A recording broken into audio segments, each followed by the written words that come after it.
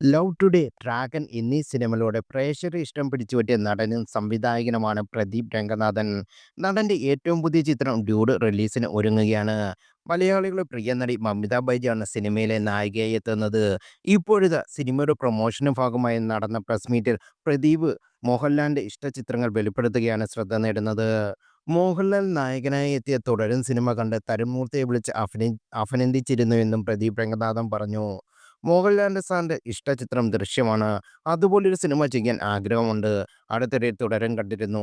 നല്ല വർക്കാണ്. സിനിമ കണ്ട ശേഷം ഞാൻ ഡയറക്ടറെ വിളിച്ച് അഭിനന്ദിച്ചിരുന്നു. പ്രദീപ് രംഗനാഥൻ പറഞ്ഞു.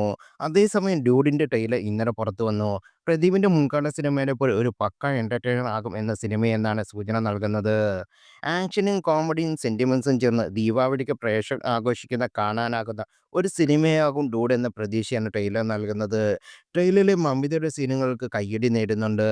പ്രദീപിനോടൊപ്പം കട്ടയ്ക്ക് നിൽക്കുന്ന റോളാകും സിനിമയിൽ മമിതയ്ക്ക് എന്ന് ട്രെയിലറിലൂടെ മനസ്സിലാകുന്നു. ചിത്രം ഒക്ടോബർ 17 തമിഴിലും തെലുങ്കിലും പുറത്തിറങ്ങും.